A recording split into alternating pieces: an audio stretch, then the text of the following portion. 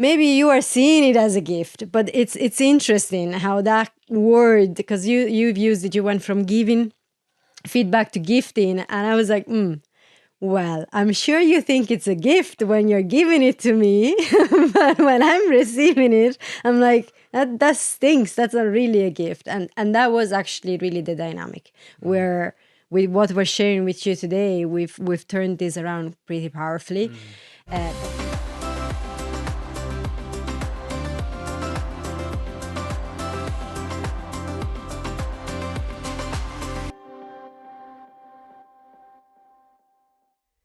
Hello and welcome to this new episode of the He Wants, She Wants Marriage podcast. Today we're going to give you the number one thing that will make your partner love your feedback. And if you're thinking, yeah, right, as if that was possible, you probably have experienced, like we have, I want to give feedback, but I know it's going to ruin my date completely with my wife or with my husband. Giving feedback as an absolute no-go. We can't go there because that's going to be conflict, or it's going to be a super long, intense conversation of hours. Or there's going to be shutdown, defensiveness. All in all, giving feedback hasn't been a good experience in your life. So if that's your case, and if you also want to find a way to implement it as a beautiful, enriching experience, what we're going to give you today in this episode is going to help with that. Because we've experienced a lot of intensity when we were talking about feedback, when we were faced with how do we give feedback to each other without going into conflict ultimately of in one way or another. So I'm going to pass it over to you because I know that there's a lot that comes up with that. Yeah, I remember my first experimentation with receiving feedback from you. I think it was after some talk that I had given in a gym many years ago, and I went, hey, out of 10, how do you feel my presence was in relating with the people that night? And I remember you giving me feedback. I was like, well, I'd put you at a 4. But you're at a 4, and it would have been at a 2 only for you did this one thing. You said something like that, and on the inside, there was a passive-aggressive part of me that was going, I'm asking this because I really thought I nailed. I thought I was at a 7 or an 8 out of 10. And it was there was a sting to it. It was, 4. And you're telling me I would have been at a 2 only for I tried that one thing that you mentioned. But it was a beautiful experience for me looking back, however. Because it was the first time in marriage. I think we were 11 years in, whatever amount of year. It was my first time to actually go to you and proactively seek out feedback, not, wait in the background going, I hope I'm doing okay. I hope I'm appeasing you. I hope I'm pleasing you. I hope I'm ticking all the boxes that you're asking of me, and the 20,000 boxes that my wounded child, fearing the feminine with my mother growing up and just all of the woundedness, part of my mind was 24/7 trying to calculate how not to upset you. I was trying to meet needs that you weren't even wanting met, but I was trying to predict that anyway. All in all, I was living in terror of feedback. And that was the first experience. So albeit there's almost this humorous part of me going, I was looking for a 7, 8 out of 10. There was a grounding, liberating experience in it going, oh, okay. And it kicked off a conversation. It's like, okay, well, if I'm at 4, well, what would make it 7 or 8 or 9 out of 10, not 4? So it really open up a conversation that was never happening before, and that was totally different. That's actually, it's interesting when you're saying that. I did not remember this. But as you're bringing it up, it's coming back to memory, and it's there's a part of me that's like, ow, I gave you 4, like that's terrible. But then there's also a part that you said it's like it was probably in around 11 years in, and I never felt I could say something to you, and we are gonna go into why that is and all of that. But this is not on you. It was a game we were both playing. I was not feeling able or safe to actually tell you something that would be feedback. I hated receiving feedback, and still parts of me don't particularly like it. Even now, I have to work with that. So there was a fear of giving it, a fear of receiving it, which made it into, I'd say, the times that there was a chance to give it, it would be way harsher than it had to be. It was like, oh, I'm getting a chance. He's asking, so I'm going to nail him. I'm going to make this one chance that I'm getting count. And I think that's where the likes of a 4 or a 2 ends up coming out, because I've been bottling up all this, what I think is constructive feedback, more or less.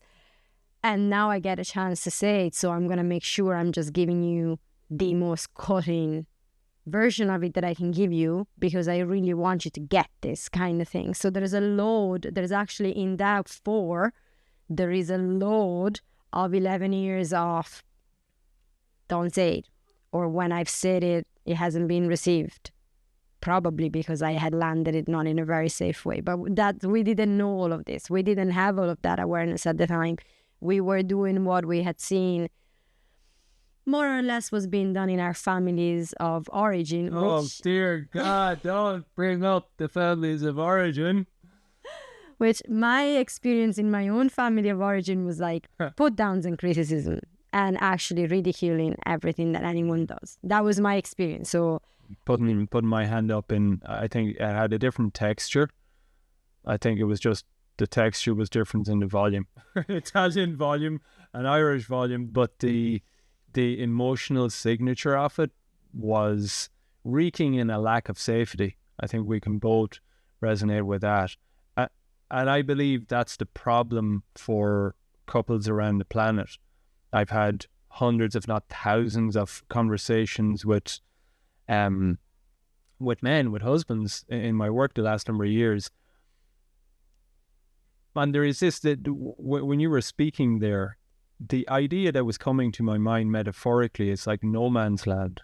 Remember in World War II?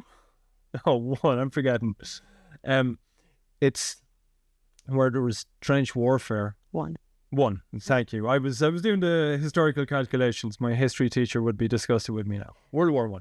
So there was trench warfare, and there's this idea that you're in the trenches, your side, and what can be the simple, natural act of gifting feedback, because you're in a team.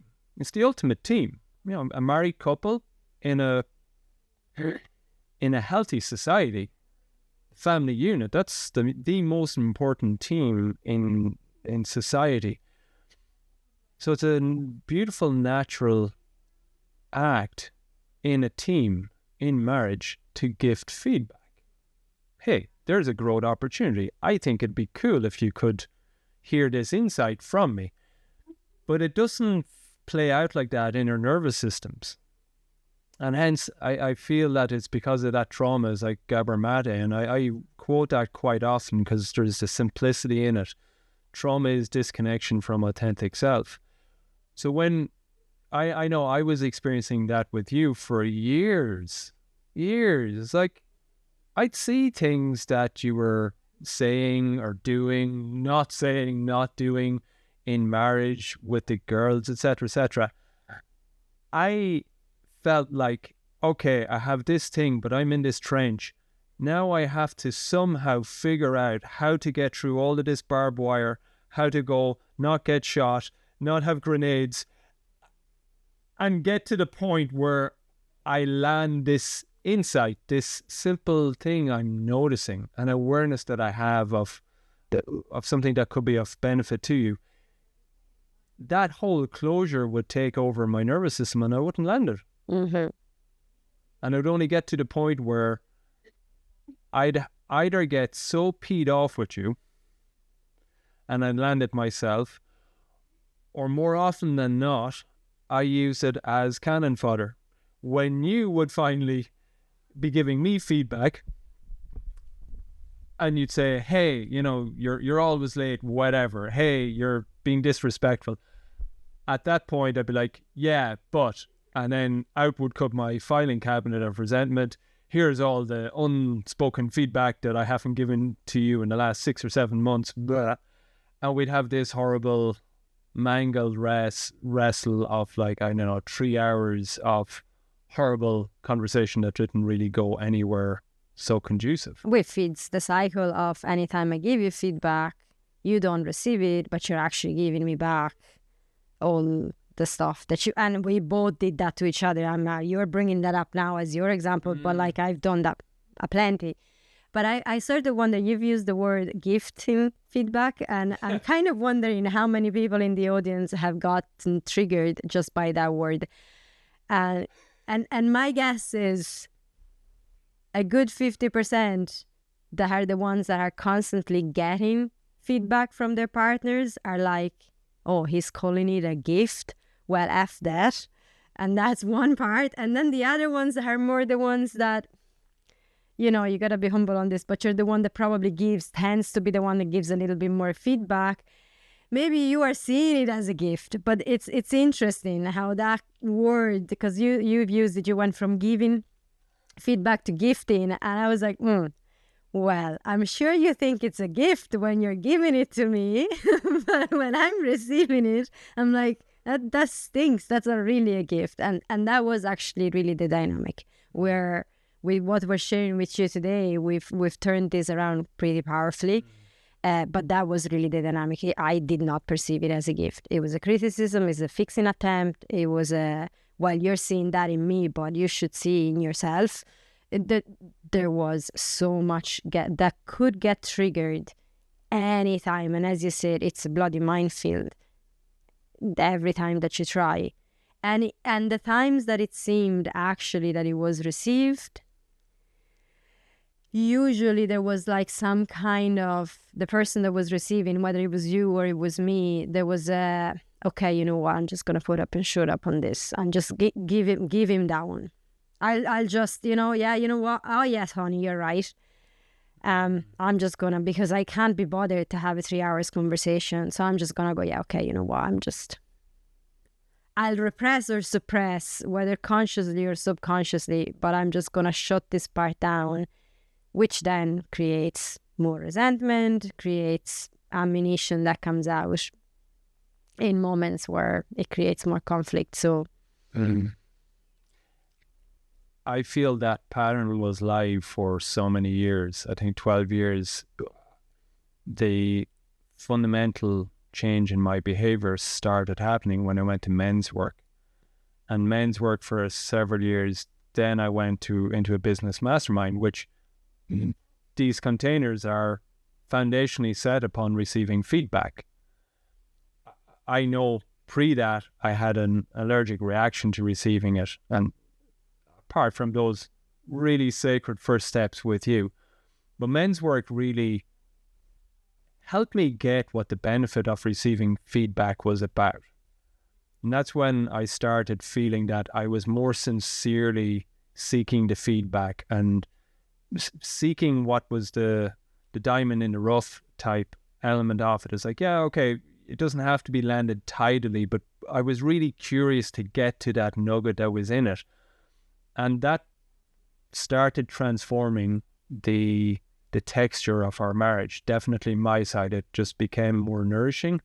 The more feedback I'd received, the better I could get at the game of marriage. It was like, oh, okay, well, there's the feedback. Well, you're not liking that and you're needing more of this or less of that, and just don't say things like that, Mark, and just don't do that because that doesn't work for you, it doesn't work for us, for the girls. I became quite obsessive about that. And there was this thing of reading the difference between masculine grows by challenge, feminine grows through praise. And I was, okay, well, that's it. Masculine, I'm masculine. I need to take the challenge. And the only way I can give you feedback is praise. Now, we can do a sub section or episodes on that. But it's important to note that principle. So I went off that principle with great gusto, great enthusiasm. And it led for a number of years, and it was working up until the point at which, and you know it, and some of the guys that have been following my work for some time, I created what I call the Fierce Feminine Feedback Questionnaire. And for people that are listening in that haven't had the experience of filling it out or giving that tool to your beautiful wives, it's a radical feedback tool where a husband gives it to his wife, and a wife gets to score their husband on 30 different variables of how the husband is showing up, 1 to 10. And page number 4 is, would you like to add anything else? And I was so excited about that. I knew there's a great power in this. There was a part of me going, I don't think there's a tool like this out there that does that.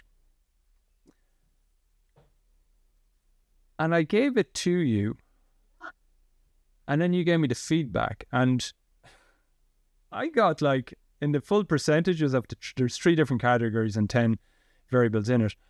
You had me down to something like 52% in presence, 51% in protection, and I don't know, it was like 60% in progress. There was a real punch to it. In the weeks that came after that, there was a rising feeling of, yeah, I'm receiving this, but there's something really missing in my nervous system. There's a bruising element in receiving feedback like that. And I found myself having to go to my introspective, to my cushion, on my walks, and it's like rebuilding my self-esteem, building up my sense of personhood, going, yeah, that's stinging feedback. You're feeling the sting, but you know, you can be self-reliant in this. But I got to a point where it's like, no, this just isn't right. I'm doing all of this to recognize myself. And it was when I did that episode where on Esther Perel, her work, where there's 3 fundamental causes of conflict. It's either an issue of priorities and power. That wasn't a thing. It's closeness and connection. That wasn't a thing. The third one rocked me to my core. The third cause of conflict in relationships comes down to respect and recognition. That struck me to my core. I was like, that's why my nervous system is reeling from receiving this feedback. I know it's so powerful. I want to do that as a man. I want to do that as a husband. I want to give you that tool and go, hey, strip me bare. I want to know where I need to grow. But I was really missing the sense of recognition. And I came to you in conversation and went, hey, I don't need your recognition. I can be self-reliant. I can build that. But I damn well want it. How was that distinction for you? The difference between me coming, oh, I need your recognition. That was not on the table.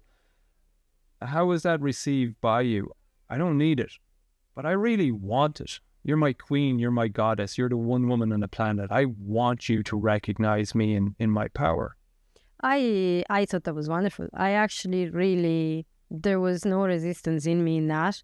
When we go back to filling up the Fierce Feminine Feedback Questionnaire, I actually was very resistant to fill it up.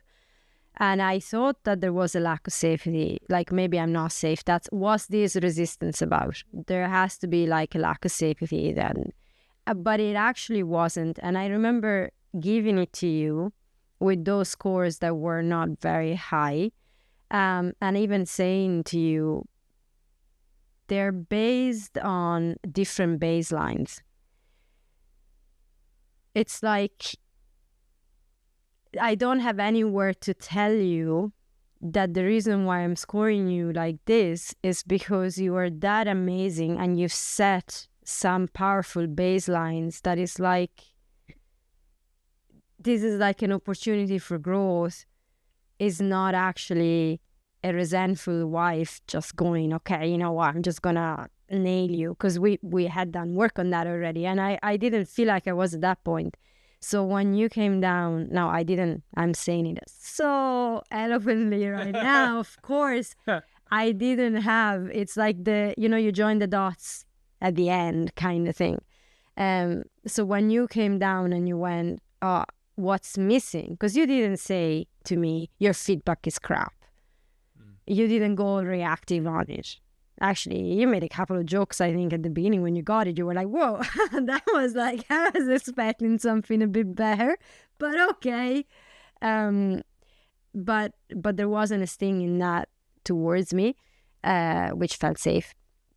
But it was a genuine human need of, yeah, I get what you're saying, but tell me what I'm doing good. I have a need for that. And of course, then that can also go back into, well, as a child, I didn't get much. In my family, I didn't get much. And that's okay. I didn't get much either. So there's an understanding there. But it is an actual genuine need that goes beyond what trauma we've been having. It's like the person you love, you're accepting the feedback, but the recognition, I remember, like, we actually started doing it as a, it brought my awareness. It actually brought my awareness to where can I consciously bring that. And so you've probably guessed at this point that the one thing that is going to make your partner love your feedback is recognition. That's, we're getting to that, like that recognition is going to make your partner love your feedback, receive your feedback. That's the thing that we've added to the formula. Actually, only in recent months, really. This conversation that we're talking about was maybe 7 months ago or something like that. But it has made a massive difference. And it makes sense because I study leadership psychology all the time. I love reading about sports managers, particularly that lead other teams, because, well, it's leadership of family, leadership of groups of people, leadership of men's circles online, etc., etc. And so I've been really fascinated by that. All great leaders embody both. Fierce direct feedback. I mean, if you're a top-end sports person, if you're a political leader, if you're a CEO of a company, you must develop the skill to be blunt and direct, not to sugarcoat it, to land it really directly. Hey, I need less of that. I need more of that. I need none of that. Can you upskill in this? You need to be really clear. So the person that is in your organization, whether that's a family, whether that's a sports club, whether that's a business, it does not matter. Any bunch of people. So there's that need. But in any social group of people, if that's the only thing that dominates, it falls apart. Yeah. The greatest leaders in sports, I'm thinking Alex Ferguson, Manchester United, won everything. Some people maybe stateside mightn't get that. Europeans would get, like, super successful. One of the most successful football managers ever on the European scene. Phil Jackson, stateside, Chicago Bulls, and then after that the LA Lakers. I think the most successful basketball coach. They were incredible with the feedback, but boy oh boy did they double down in letting people know where they were nailing it. They made sure that they took their players to the side and individually on a one-to-one basis, they got to know the temperament, the character of the person, who they were speaking with, what was most meaningful to reflect back to that person, so that they were building their confidence and ultimately keeping that sacred balance. What we're talking to balance is fierce feedback, and radical recognition. Yes. When you have those in balance, any organism on the planet is going to thrive. We're clearly talking about a social organism, and it's the family unit, a marriage unit. And it can be, there can be the thing, like there's two ways of looking at it. You can go with, oh my God, are they telling me there's one more thing I have to practice with my partner? Should there be all this effort? Should I have to do all of these things? That's one way to look at it. And the other way to look at it is, well, this is one more tool of connection that you get to add to your toolbox. It's one more amazing practice that you can bring that's actually going to build a beautiful relationship, is going to nourish the relationship, is going to bring fuel. Because as you were saying when you were talking about the coaches, it's like you can give feedback and you can actually be very direct. So there are times that that we both are, depending on the situation, we can be very direct with each other. You've done that with me. Sometimes I could have spoken out of terms to the girls. Maybe I'm a big code in my head and you're like, whoa, that's just not, you don't. I need you to shut up right now and just breathe and then speak to the girls from a different place. And that's very direct in that moment. But there's been so many times that you tell me, oh, you're such a great mother in the way you've done that. You're such a great mother in the way you've done that other thing, in the way you've whatever. There is a filling up of the tank of recognition that then prepares for the times where you gotta be a bit direct. Because the moment requires that. And again, where feedback is gonna be a topic that we're gonna be doing more than one episode on, because it's such an important thing. So we're gonna go into that more and more and more and clarify a lot about that. But that's what these people that you were talking about were doing. It's like in their team building, they are constantly filling that tank of making the person feel seen and recognized for the things that they're actually doing good.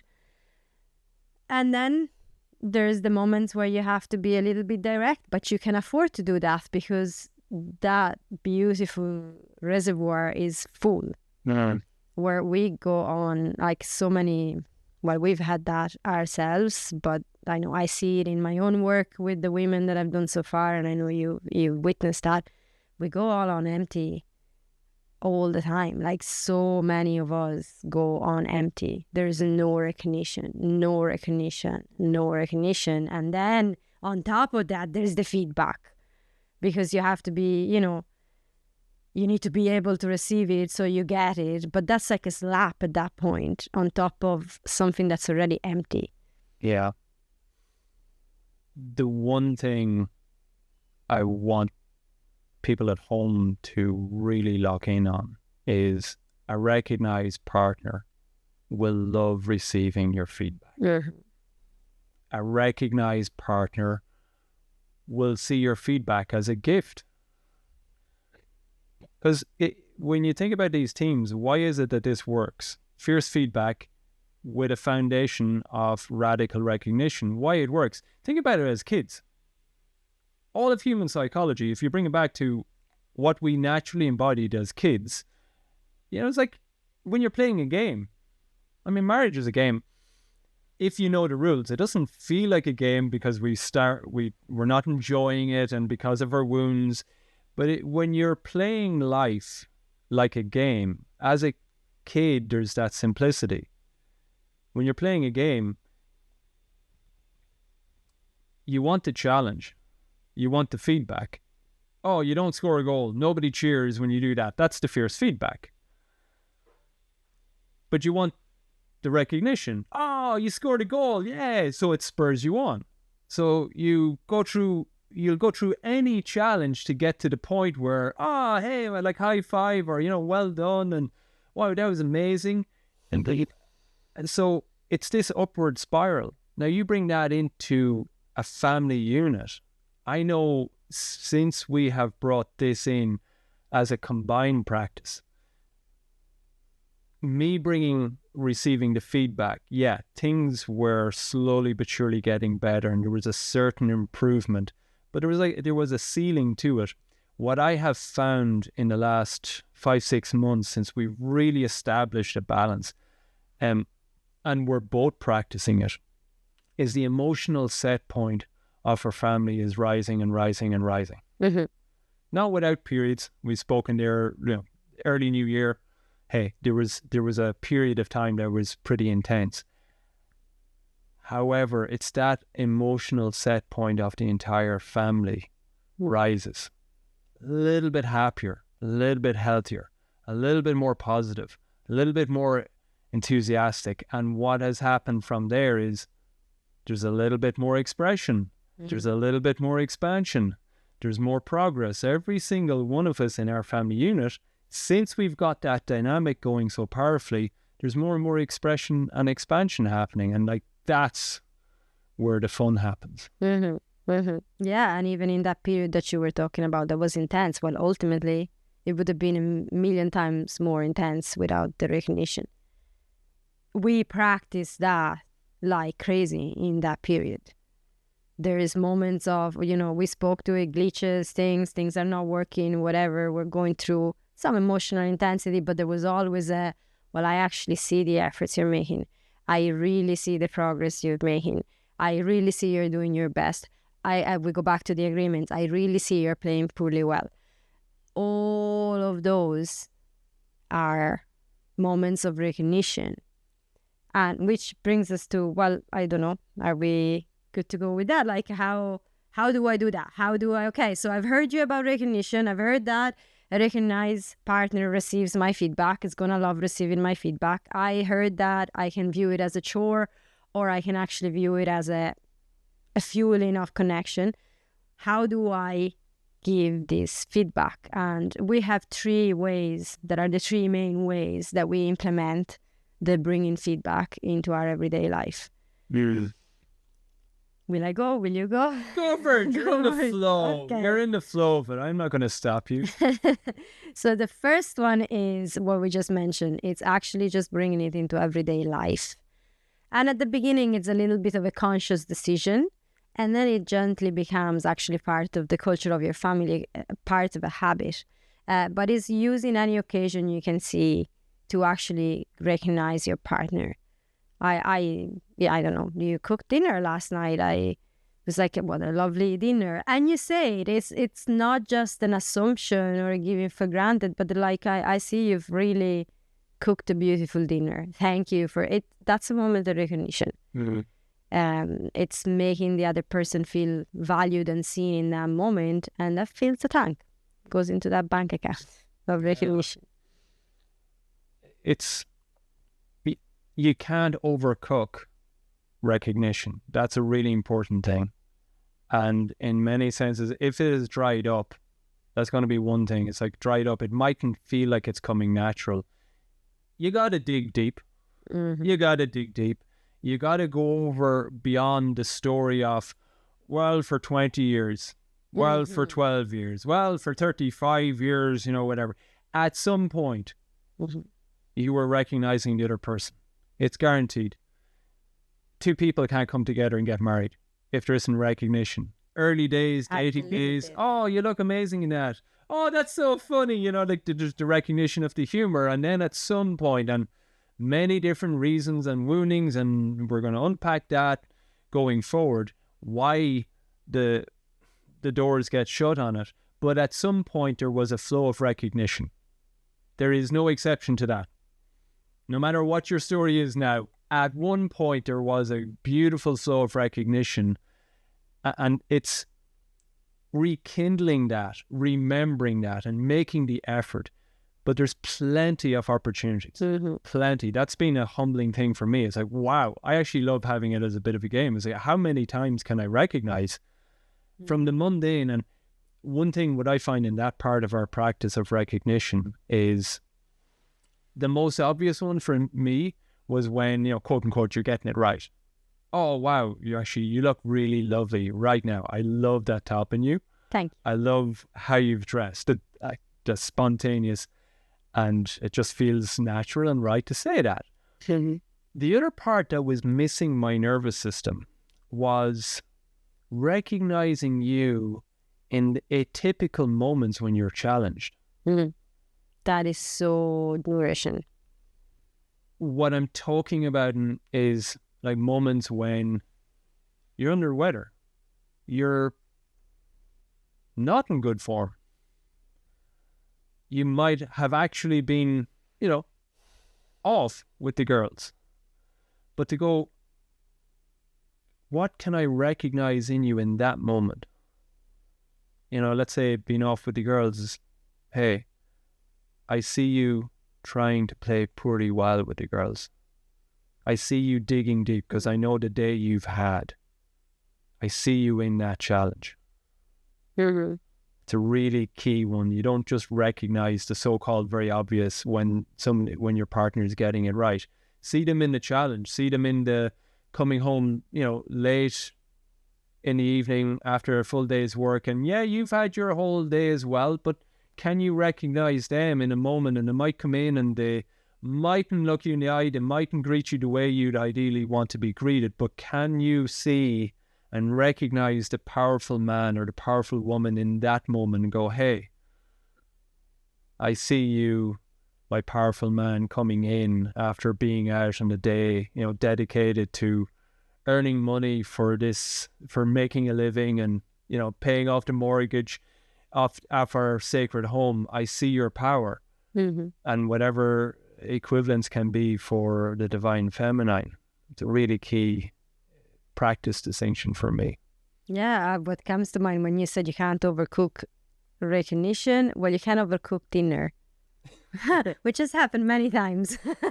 And it's like, well, you can recognize the efforts. You can recognize, thank you for doing that. Thank you for I can see that there was a lot going on and you had a lot on your plate, and we've had plenty of that. The cats to feed, the dogs to feed, the horses to feed, the rice gets overcooked. I know I have done it plenty of times to go, oh, this rice is overcooked. That's like hacking. That it's actually the reservoir that we're trying to build gets hacked by a comment like that.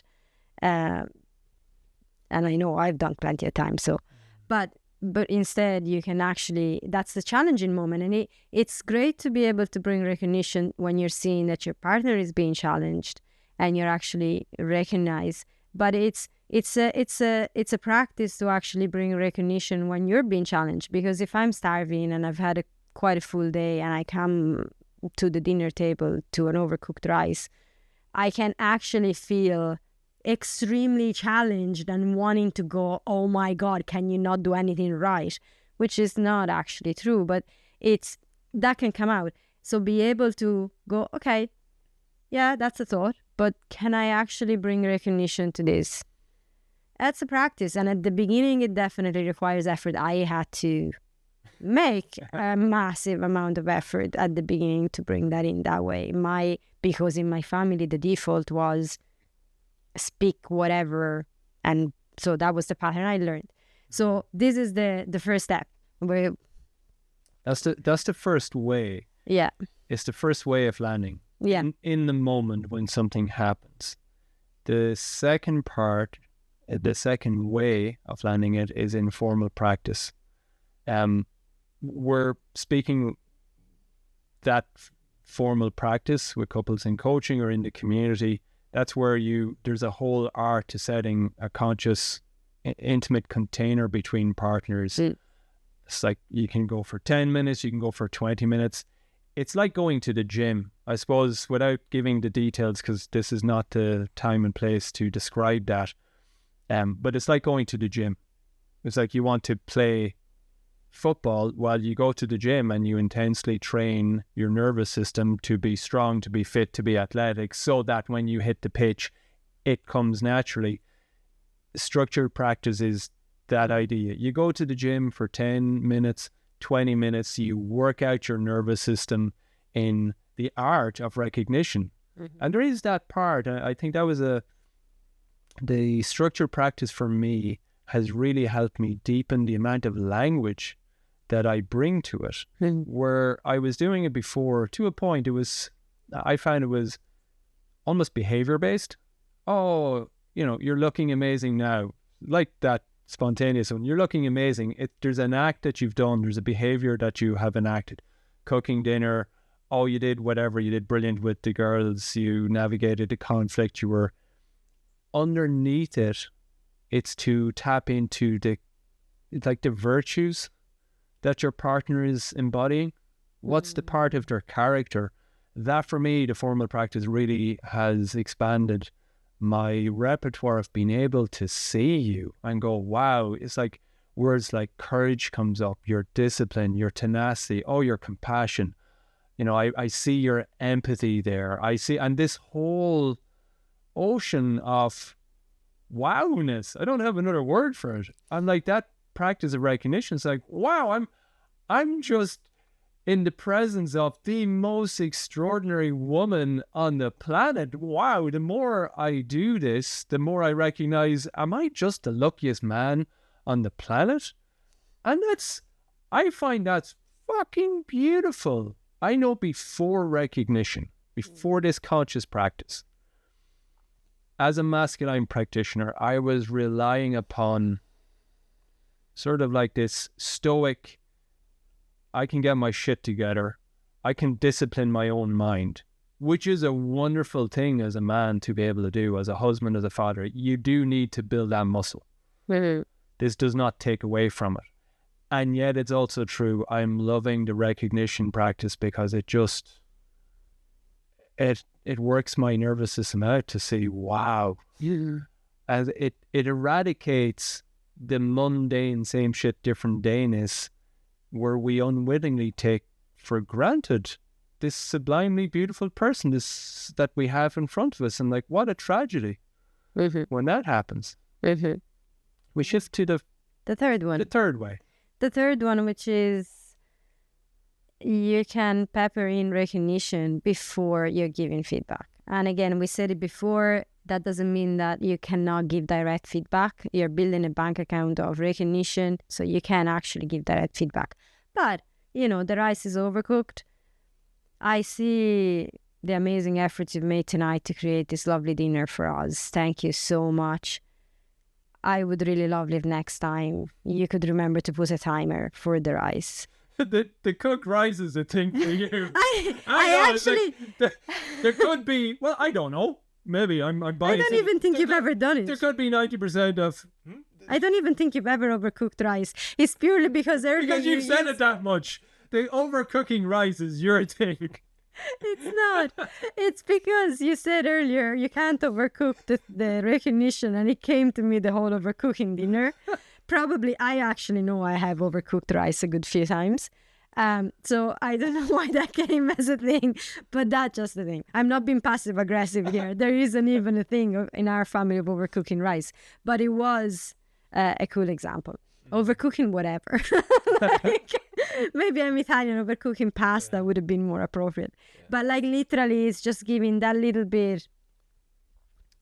It's not actually using a manipulation technique or being passive aggressive. Oh, I'm going to give them a treat and then I'm going to hack them. That's really not what we're talking about here, because I know that that's a question that can come up, especially in my audience of daughters of narcissistic mothers, which have been at the receiving end of, oh, she's given me the praise and now she's going to hack my legs. And I get it. This is really not. This is a conscious practice of, okay, I'm going to pause. I'm going to consciously bring my attention to something that you've done that I can actually recognize, because I am consciously wanting to do this. This comes from seeking connection and wanting to nourish in that connection. And in that is also true that there is room for improvement and there is a safety of saying that. So that's the third way, like consciously when it's possible, when that's available to you, consciously when you know that you're going to give feedback, especially on something. I think there is a reason why I brought the cooking, because for you, there's been plenty of times that I was over controlling around the kitchen. Oh my God, over controlling. I was the only one that could do it right. And for ages, that has been a thing. You were coming from past with your mother, with your family, not being able to actually be given the space. And when you did cook dinner, the giving and receiving feedback, that was actually one point that could cause quite a bit of upsetting you, quite a bit of conflict. So as a partner, I know that that's an area that's actually a particularly sensitive area for you. So if I have to give feedback on that, it's worth it for me to actually take a moment and go, where can I praise you? Where can I actually recognize you? And then I'm also going to give feedback. Because and that's where the sensitivity, that's where knowing your partner, and this is what we're practicing with all the formal practices in the community and in the coaching, we're bringing that. It's like, this doesn't happen overnight. You build it and you build it and you build it so that you know when you're going to use what and how. Yeah. I feel in our practice of it, the momentum that we have in building that culture of regular daily recognition, it's happening all the time. I don't know how many times during the day there's a subtle recognition to an explicit recognition and everything in between. I feel there's a sweet spot, and the sweet spot is you have the recognition so set in the culture, and it takes time. You put in the effort, but the effort you put in, the rewards and the benefits that your marriage will experience, and you yourself. I want married life to be easier. I don't like pain and suffering. I don't like 2-hour arguments. I don't like 2 days when I'm feeling locked off and feeling close to you, no matter how righteous my head can say. I just don't like that. I like it when it's in flow, and I believe everybody likes it when it's in flow. So the effort that you put in, the benefits are far outstrip it. I think it's like 1,000-fold what you get back compared to the energy and the effort that you need to invest to get this up and going. It really starts being swimmingly well, and it's that one point. It's that one simple point. A recognized partner will love receiving your feedback, and when they love receiving your feedback, they're going to act on your feedback, and you're going to be happier. They're going to be happier. They're going to know, oh, this is how I win. My partner tells me when I'm winning, and even when I'm not winning, they see the part that I'm winning anyway because I'm making an effort. And then when I'm a little bit off, they tell me, hey, you're not quite winning there, but here's some feedback. And wow, what a family team you've got going. What a marriage. It's a really beautiful dynamic. Yeah. So practice recognition. That's it. That's really it. That's the one thing. Yeah. So we'll come into landing with that. Yeah. This has been episode number 3. For those of you at home, to support us getting the new podcast out there, if you can like, if you can comment, if you can share it with your friends, you know how social media, how life works in this moment, whatever action you can take now to help us get this out to other people, it helps the algorithms, etc., that would be really, really appreciated. Like, share, review. Like, subscribe. Share, review. And thank you for that. Like, baby, this has been awesome. This has been amazing. Thank you, everybody at home, for listening in to episode number 3. You can look forward to episode number 4 coming really soon, shortly after this. And yeah, until the next episode, go there. get what you want. Get what you want. Bye. Bye, guys.